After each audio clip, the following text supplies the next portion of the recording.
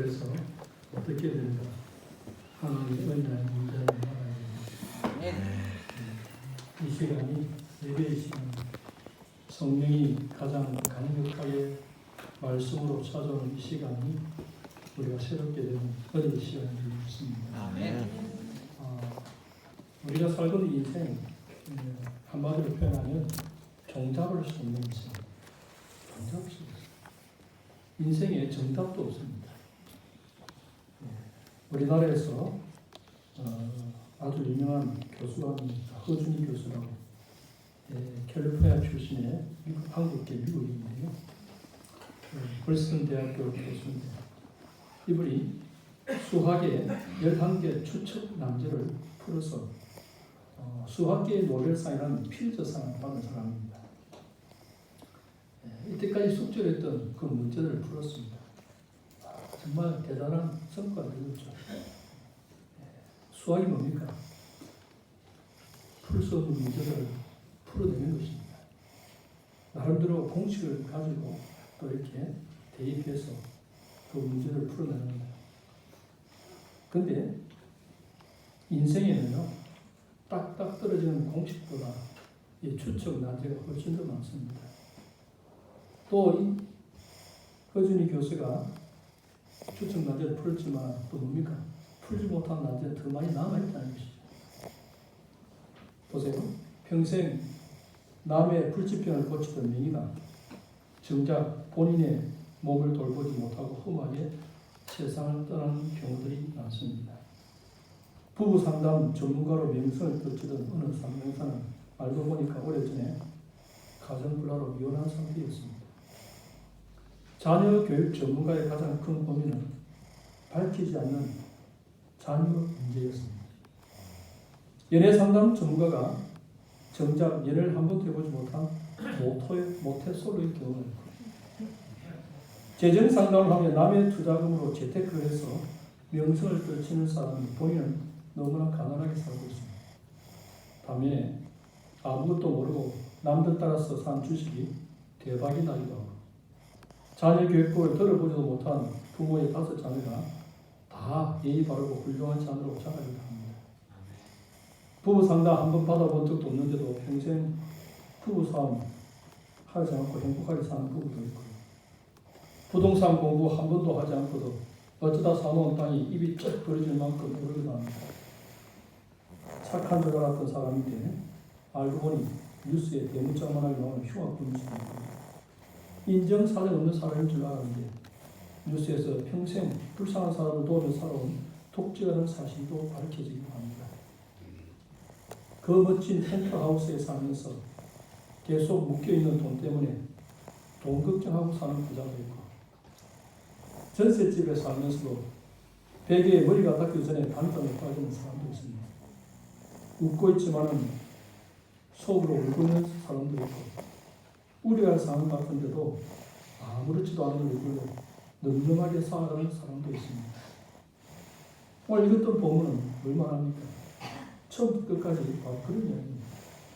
매일매일 우리 눈앞에 펼쳐지는 이 세상은 종잡을 수가 없습니다. 11절 말씀 한번 읽어봅시다. 11절 말씀 시작. 악한 일에 관한 징벌이 속히 실행되지 아니하고 인생들이 악을 행하는 데 마음이 담당합니다. 악한 일에 관한 징벌이 속히 실행되지 아니하므로 저런 인간은 당장 사회의 심판을 받아 매장되어야 되는데 오히려 그런 사람들이 잘 먹고 잘 사는 게 허다한 것입니다. 12절도 그런 이야기 나옵니다. 12절 앞부분에 보면 죄인은 100번이나 악을 행하고도 장수하거니와. 여러분, 죄를 지으면 수명이 딱 단축되어야 되는데 죄를 100번이나 짓고 악을 행해도 오래 삽니다. 반면에 착하게 살았는데도 일찍 죽는 사람이 있습니다. 그러나 이런 세상에서 세상 사람들이 볼 때 누가 복을 받고 사는지 헷갈립니다. 14절도 이해가 안 되는 이야기가 나오면 읽어봅시다. 14절 시작. 세상에서 행해지는 헛된 일이 있느라 곧 악인들의 행위에 따라 벌을 받는 의인들도 있고 의인들의 행위에 따라 상을 받는 악인들도 있다는 것이다. 내가 이런 이것도 없고. 세상 참 이상합니다. 악한 사람 때문에 의인이 피해를 보는 일들이 있습니다. 음주운전해서 정황선을 넘은 차량 때문에 교통법규를 지키며 운전하는 착한 사람이 크게 다칩니다. 교실에서 열심히 공부하는 학생들이 갑자기 들어와 총을 난사한 인종차별주의자에게 목숨을 잃게 합니다. 비리기업의 태만으로 잘못 지어진 건물이 무너져서 착한 세입자들이 큰 재난을 당하게 합니다. 그래서 오늘 전도자가 인생을 두루 살펴보니 내릴 수밖에 없는 결론을 이은 17절 말씀 다 같이 합시다. 시작. 또 내가 하나님의 모든 행사를 살펴보니 해에서 행해지는 일을 사람이 능히 알아낼 수 없다. 사람이 아무리 애써 알아보려고 할지라도 능히 알지 못하나니 비록 지혜자가 아무리 할지라도 능히 알아내지 못하리라. 해 아래에서 이 세상에서 행해지는 일을 사람이 능히 헤아릴 수 없다는 것입니다. 알 수 없다. 아무리 애써 알아보려고 해도 능히 알지 못한다. 아무리 지혜 있는 척하면서 내가 알아내야 해도 사실은 알아내지 못한 것이라고 정당하게 밝힙니다. 그래서 내가 인생을 좀 아는데 하면서 네가 이래 된 거다 온갖 이야기하는 사람 보면 여러분 거짓말입니다. 아는 척 할 뿐입니다. 돌을 닦은 척 하는 거예요. 하나님은 인생을 쉽게 이해할 수 있게 그렇게 만들지 않으셨습니다. 하나님을 알면 알수록 알게 되는 것이 하나님을 다 알 수 없다는 것입니다. 영국의 작가 C.S. 루이스는 내가 하나님을 믿는 이유는 그분을 다 모르기 때문이야 그렇게 했습니다. 그분을 다 모르기 때문에 하나님. 자, 보세요. 모든 게 끝이라고 딱 포기하려 할 때 갑자기 길이 열리게 합니다. 이제는 됐다. 모든 것이 만반의 준비가 되었다. 이제 앞길만 천천히 딱 열리가면 나올까 싶은데 갑자기 문이 덜컥 닫힙니다. 여러분 하나님이 인도하시는 방식을 가름할 자가 없습니다. 왜 그렇겠습니까? 그 첫 번째 이유는 자신을 의지하지 않고 하나님을 의지하기 위해서 인생의 전체 길을 잃어버리지 않도록 하기 위함인 것입니다. 자기를 의지하지 않도록 합니다. 둘째는요, 우리가 다 알게 되면은 인간은 어떻습니까? 실증납니다. 실증. 여러분 부부 사이에 권태기가 찾아오는 것도 서로 잘 안다고 생각할 때 더 이상 신비롭지도 않고 이제 생각까지도 다 읽히고 설렘이 없어지는 것은 모두 다 알아버렸을 때입니다. 우리가 하나님을 다 안다고 생각할 때부터 하나님께 무관심하게 됩니다.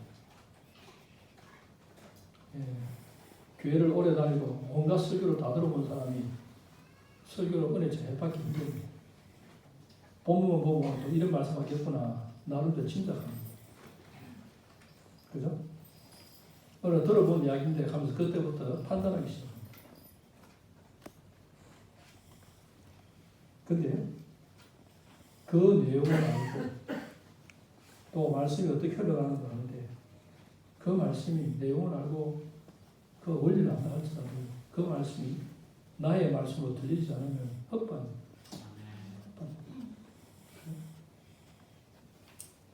우리 하나님은 우리와의 관계 속에서 우리가 권태기에 들어가기 원하지 않습니다. 그래서 하나님은 다 알려주시지 않습니다. 알려주시지 않습니다. 여러분 하나님께 다 알려주면요 하나님 속이 다 보이잖아요. 그 하나님의 아니죠. 로안 윌리엄스라는 사람이 루미 나리스라는 책에서 그 사람 책에서 어거스틴의 말을 인용하고 있습니다. 그런데 어거스틴이 이런 표현을 했습니다. 그분은 내 앞에서 자꾸만 모퉁이를 돌아가시기 때문에 나는 그분을 쫓아 계속 달려가지 않을 수가 없다. 자, 모퉁이를 돌아가신 하나님. 정말 재밌는 표현 아닙니까? 딱 쫓아가는데 모퉁이 싹 돌아갑니다. 그럼 뭡니까? 돌아가봐야 돼. 딱 보니 또 따라가면 또 싹 돌아가고 또 모퉁이 돌아가고. 하나님 우리 앞에서 자꾸 모퉁이로 돌아가십니다. 그래서 우리가 끝까지 그분을 쫓아가게 만드시는 겁니다. 우리가 모퉁이로 돌아가신 하나님을 끝까지 쫓아가서 만약에 잡았다. 그러면 어떻게 됩니까? 이제 싱거워집니다. 게임 끝나는 것입니다. 하나님 따라가서 붙잡은 그때부터 신비로움이 사라지고 이제 모퉁이로 돌아가는 다른 신을 쫓아갈 겁니다. 왜 한참 교회 다니다가 어느 날 실정이 나서 절에 가는 사람도 있고 신비주의에 빠진 사람도 있고 막 그렇게 합니다. 자기 딴 안다고 하는데 제대로 하나님을 만나지 못합니다. 여러분 대충 알고 안 것처럼 착각하는 예수 믿고 구원 받으면 되지 뭐 대충 그냥 기본적인 여러분 하나님을 깊이 만나면요 그 하나님의 세계 안에 얼마나 무궁무진한 있는데 그 맛도 못 봤는데 이야기만 듣고 실천을 그래서 여러분 복음은 그 복음의 깊이와 넓이 이는요 말로 다 표현할 수 없습니다. 사도 바울은 죽을 때까지 주님의 고난과 부활을 알고 싶어서 몸부림쳤던 사람입니다. 성경을 신구약을 딱 정리해서 교리적으로 잘 설명해도 불구하고 심지어는 천국에까지도 경험해 본 사람입니다. 아니 또 주님의 고난을 내가 다 알지를 못해서 내가 알고 싶다. 자, 이게 무슨 말입니까? 그거는 설명할 수 있는 부분이 아닙니다.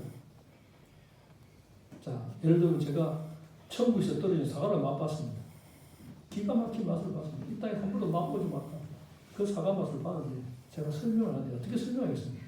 설명할 게 없습니다. 또 아무리 멋지게 설명하더라도요. 그 맛을 보지 않은 사람이 어떻게 이해할 수 있겠습니까? 하나님의 세계는 하나님과의 관계입니다. 하나님과 함께 살아봐야 알잖아요. 근데 하나님과 살아보지 않은 사람이 머리로 많은 지식을 가지고 하나님 안다고 이렇게 판단하고 쉽게 나름대로 정리하고 뭐 더 이상 뭐 재미가 없네. 그것처럼 어리석고 위대한 사람입니다. 그래서 우리 하나님은 절대로 우리에게 붙잡히지 않습니다. 우리를 위해서 계속 쉬지도 않으시고 모퉁이를 돌아가십니다. 다 보여주시지도 않고 그렇다고 안 보여주시지도 않고 보일 만큼 아슬아슬하게 걸어가시고 따라오라고 자꾸 모퉁이를 돌아가십니다. 보여주면서 싹 돌아가시고 보여주면서 돌아가시고 그래서 우리는 평생 그분을 쫓아갈 수 있는 것입니다. 우리에게 일을 행하신 하나님은 항상 엉뚱하십니다. 이러시겠지 싶으면 저러십니다. 저러실 거냐 했는데 이번엔 이러십니다. 종잡을 수가 없습니다. 그래서 종교개혁자 마틴 루터는 하나님의 왼손이라는 아주 재미있는 표현을 썼습니다. 이 표현, 하나님의 왼손이라는 이 표현은 가끔씩 우리를 당황시키고 낯설게 다가오신 하나님을 묘사할 때 하나님의 왼손 이렇게 표현합니다. 하나님 우리 인생에서 대부분 오른손을 사용하십니다. 오른손이 뭡니까? 우리 익숙하신 하나님 널 안아주시고 업으시고 응답해 주시고 내가 생각했던 대로 대해주실 때 물론 이런 때가 훨씬 더 많습니다. 그죠? 그러나 가끔씩 낯선 왼손을 우리 삶에 내미실 때가 있습니다. 생소하게 느껴지는 하나님의 손이 그 손이 나를 붙잡을 때가 있다는 것입니다. 여러분 예상하지 못한 손을 내미시는 하나님 만날 때 우리는 불안합니다. 내가 전혀 예상하지 못한 그런 일들이 일어나는 것입니다. 그때 여러분 하니까 하나님 이건 아니지요. 이건 아니에요. 하나님 이러시면 안 됩니다. 이러면 안 되지 않습니까? 이런 상황을 우리는 실패라고도 이야기합니다. 그러나 여러분, 왼손도 하나님의 손입니다. 당황하지 않고 하나님의 왼손도 빨리 알아보는 그런 감각을 키워야 됩니다. 믿음이 없으면 어떻게 합니까? 그럼에도 불구하고 감사. 알겠어요? 이해가 안 되어도 감사. 그게 하나님 왼손이 사용할 텐데 이해가 안 되잖아요. 도저히 이럴 수 없잖아요. 전혀 예상 밖에. 그래도 일단 감사부터 해보자. 여러분, 일이 뜻대로 흘러가지 않을 때, 기도 안 되고 응답이 안 될 때, 내 예상과 반대 결과가 나왔을 때 속으로 어떻게 말해야 됩니까? 아, 하나님 지금 왼손을 쓰고 계시는구나. 알겠습니까? 전도자는 해안에서 펼쳐진 인생의 파노라마를 인간의 이해를 초월한 다양한 방식으로 설명하고 있습니다. 인간의 죄를 도저히 알아낼 수 없는 하나님이 일하시는 방식. 그렇다면 이런 종사할 수 없는 세상 속에서 인간은 하루하루 어떻게 살아야 될까? 어떻게 살아야 될까? 오늘 본문 속에 친절한 답이 나옵니다. 이런 종자를 인생 속에서 우리가 살아야 됩니다. 첫 번째, 어떻게 살아야 된다? 하나님을 경외하며 살아가는 것입니다. 자, 12절, 13절 다시 읽어봅시다. 12, 13절 시작. 죄인은 백분이나 악을 행하고도 장수하거니와 또한 내가 아노니 하나님을 경외하여 그를 경외하는 자들은 잘 될 것이요 악인은 잘 되지 못하며 장수하지 못하고 그날이 그림자와 같으니 이는 하나님을 경외하지 아니합니다. 자, 우리 눈에 악인이 잘 되고 장수하는 듯 보이지만 오늘 성경은 뭐라고 이야기합니까? 결국에는 하나님을 경외하는 자들이 잘 된다. 결국 악인은 잘 되지도 장수하지도 못하여서 그림자와 같은 삶을 살게 된다고 합니다. 여러분, 그림자는 실체가 아닙니다. 눈에 어떤 형상으로 보이지만 잡으면 잡히지도 않습니다. 알맹이가 없는 삶이죠. 공허한 삶입니다. 실패한 삶입니다. 성취할 수 없는, 이룰 수 없는 그런 삶이죠. 악인은 바로 그와 같다는 것입니다. 하나님을 경외하지 않고 내가 얻은 모든 것들은 다 물거품 것 같은 것입니다. 그러나 하나님을 경외하는 자는 이 세상을 짧게 살다가 간다고 해도 영원히 사는 영생으로 들어가게 되기 때문에 그렇죠? 이어가는 연결되는 것입니다. 장소를 옮기는 것입니다. 얼마나 살든지 그게 중요한 게 아닙니다. 영혼으로 이어지느냐 이어지지 않느냐는 거죠. 하나님을 경외하지 않는 자는 장수하다가도 이 땅을 떠나도 어떻게 됩니까? 둘째 삶으로 돌아가 멸망하게 됩니다. 이 땅에서 아무리 장수해도 결국에는 멸망. 그래서 결국은 하루하루 이 땅에서 하나님을 경외하면서 사는 사람이 최후 승리를 얻는 것입니다. 그렇기 때문에 왼손을 만났다고 하나님을 원망할 이유가 전혀 없습니다. 그 손 역시 나를 인도하시는 손이십니다. 그 손 역시 나를 붙들고 계시는 손입니다. 하나님 모르시겠어요? 평생 하나님의 오른손에 돌보심을 받았던 욥, 하나님의 왼손을 만났을 때 얼마나 당황스럽고 원망스럽고 낯설었겠습니까? 그렇죠. 동방의 의대로 모든 사람의 칭송을 받고 우리 하나님 어떻게 생기는가? 욥처럼 하면 된다. 흠잡을 데가 없습니다.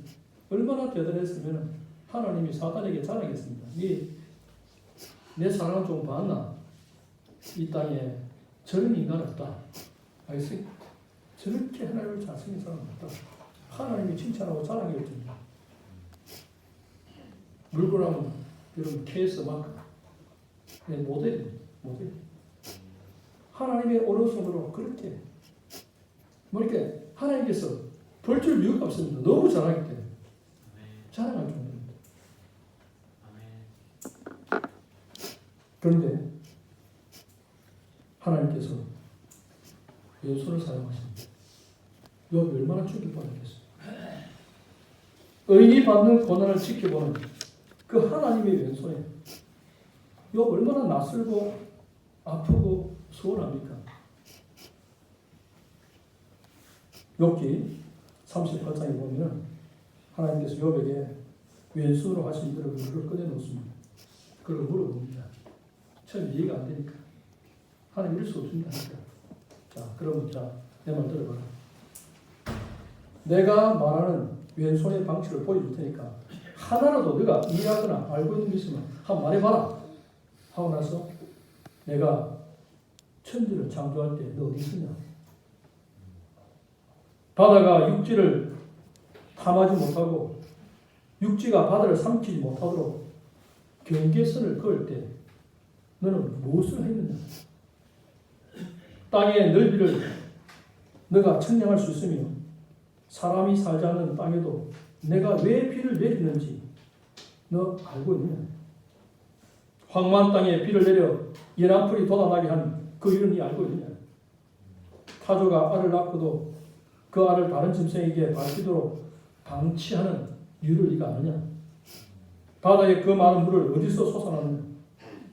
너가 하늘의 궤도를 아느냐? 하늘이 움직이는 법칙은 누가 아느냐? 누가 지혜로 구름에 수를 새겼느냐? 네가 할 말 있으면 아는 것을 한번 이야기해봐라. 네가 나를 뭘 한다고? 하나님 이러시면 안 되죠. 하나님에 대해서 불평, 원망, 그죠? 그때까지 욥은 자기가 하나님을 아는 만큼 경외하고 생겼습니다. 즉 오른손으로 일하시는 그 하나님에게만 익숙했습니다. 그런데 하나님의 왼손을 만났을 때 욥은 인생이 끝난 줄 알았습니다. 절대로 자신이 아는 하나님이 이런 식으로 일하실 수 없다. 이 하나님 일하시는 방식이 아니다. 자기는 그렇게 생각했습니다. 그러다가 하나님 앞에서 왼손 수업을 받았습니다. 하나님이 왼손으로 일하시는 수많은 방법들을 보여주셨습니다.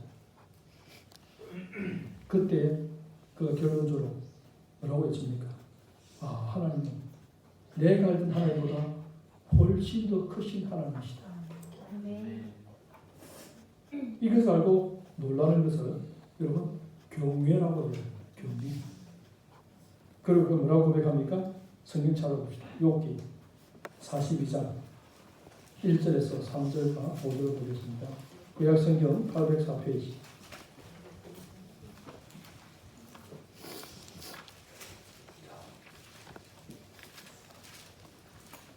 욥기 42장 1절에서 3절 다 같이 읽어봅시다. 시작. 욥이 여호와께 대답하되 주께서는 못하실 일이 없사오니 무슨 계획인지 못 이루실 것이 없는 줄 아노니 무지한 말로 이치를 가린 자가 누구니까? 나는 깨닫지도 못한 일을 말하였고 스스로 알 수도 없고 헤아리기 어려운 일을 말하였나이다. 5절. 내가 주께 대하여 귀로 듣기만 했사오니 이제 눈으로 주를 배웠나이다. 보세요. 무지한 말로 이치를 가린 자가 누구입니까? 내가 거짓까지 매도 하나님에 대해서 이야기하는 욥보다 더 잘하는 사람이 없었습니다. 또 실제로 하나님을 그렇게 잘 섬겼고, 그런데 하나님의 왼손을 만나고 나서 또 엄청난 하나님의 연단 후에 그가 하나님은 이제 오른손도 알게 되고 왼손도 알게 되었습니다. 그때 제가 깨달습니다. 내가 정말 무지했습니다. 내가 잘 모르면서 아는 체였습니다. 내가 얼마나 교만한지 알게 되었습니다. 깨닫지도 못한 일을 내가 말했고 알 수 없는 걸 해야 되고 드디어 욥에게서요. 나를 다루신 하나님의 왼손도 하나님의 손이 맞습니다. 이런 고백이 나온 겁니다. 오늘 전도자는 이야기합니다. 인생이 예상대로 흘러가지 않아 당하는 인생들이요. 하나님 모르기 때문에 하나님을 더 경외하라는 거예요. 하나님은 우리가 아는 것보다 훨씬 크신 하나님이십니다. 그 오늘도 우리를 따라오라고 모퉁이로 돌아가시면서 숨깁니다. 그걸 조금씩 보여주십니다. 매일매일 하나님을 다 아는 것처럼 살지 말고 하나님을 경외하면서 살아야 됩니다. 경외한다는 것은 하나님을 최고로 여기는 것입니다. 그죠? 그분에게 묻습니다. 그분의 도우심을 구합니다. 하나님 앞에서 판단하며 살아갑니다. 그죠? 그래서 여러분 종잡을 수 있는 인생 속에서 인생이 살아갈 수 있는 어떻게 살아야 가장 중요한 건 하나님을 경외. 내 사람은 하나님을 경외하는 것이 우리가 지혜의 근본이 됐잖아요. 그러니까 근본부터 시작 바로 돼야 돼요. 하나님의 경외가 출발이에요. 그러니까 다른 건 아무리 잘해도 하나님을 경외하지 않는다면 헛발. 그건 가짜입니다.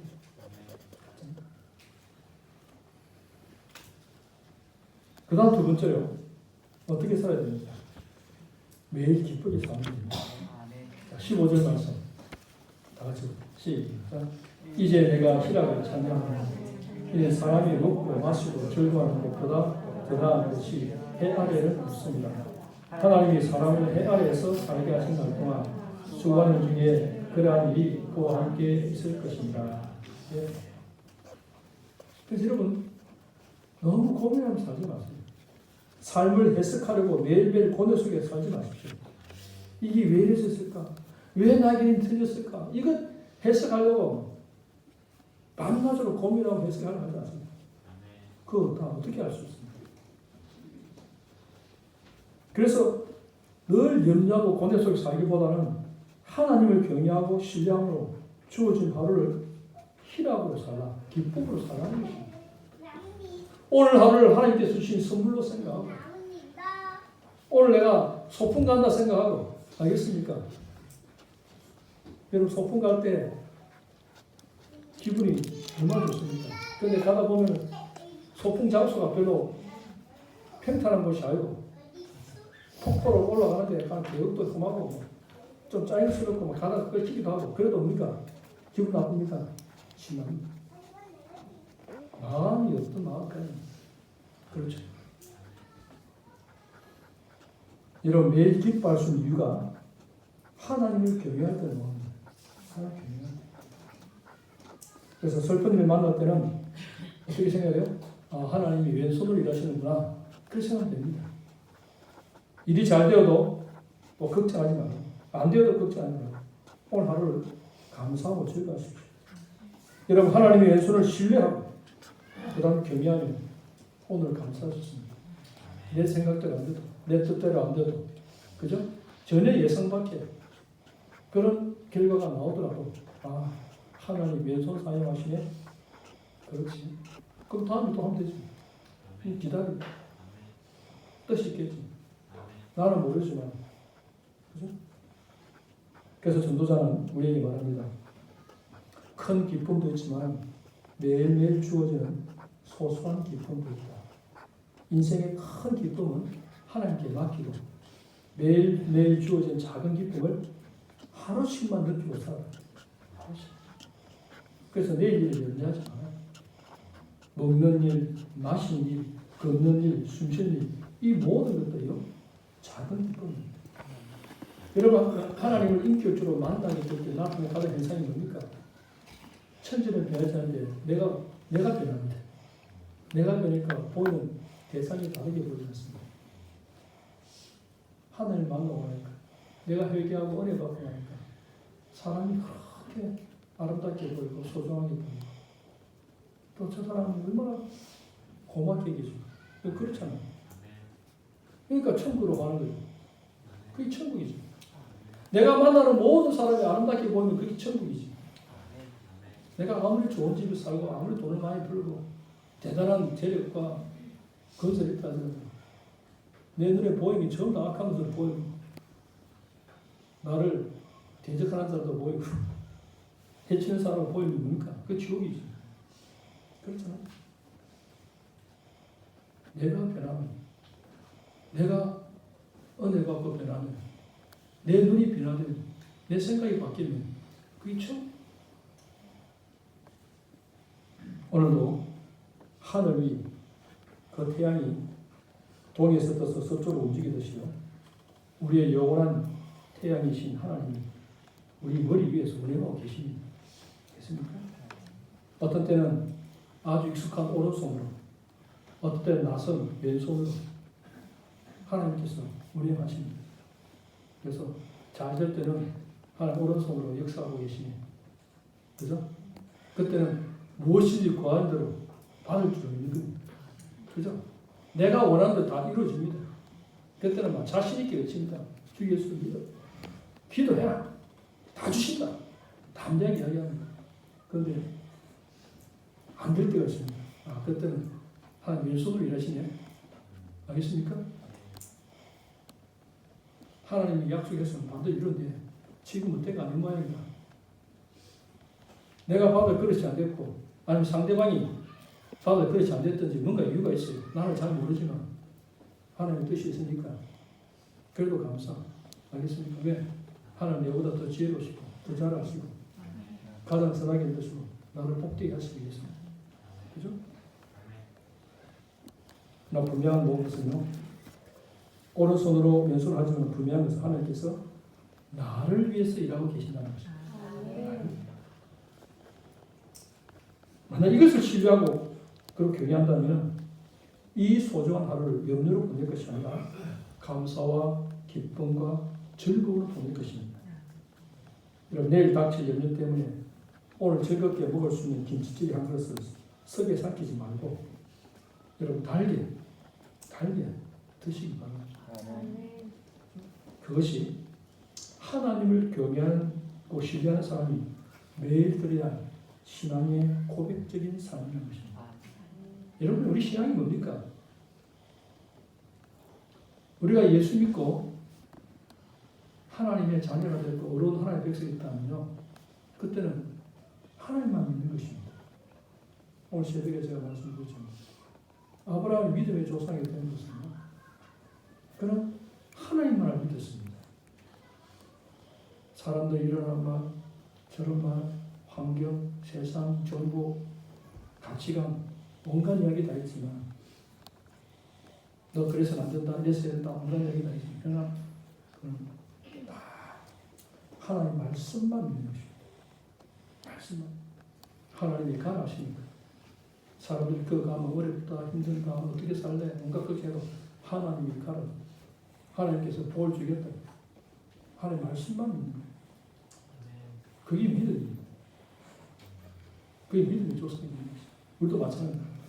하나님을 경외하고 하나님만 신뢰할 때 우리는 기쁘고 감사하게 하루하루 즐겁게 살아갈 수 있는 것입니다. 여러분, 이렇게 하나님을 신뢰하면서 하나님을 경외하면서 늘 천국을 누리며 기쁘게 사는 여러분이 삶 자체가, 여러분 자체가 바로 복음입니다. 그 빛입니다. 그게 능력입니다. 여러분을 통해서 하나님의 영광이 나타나게 되는 것입니다. 우리 모두가 하나님을 경외하면서 날마다 기쁘게 살아갈 수 있기를 바랍니다.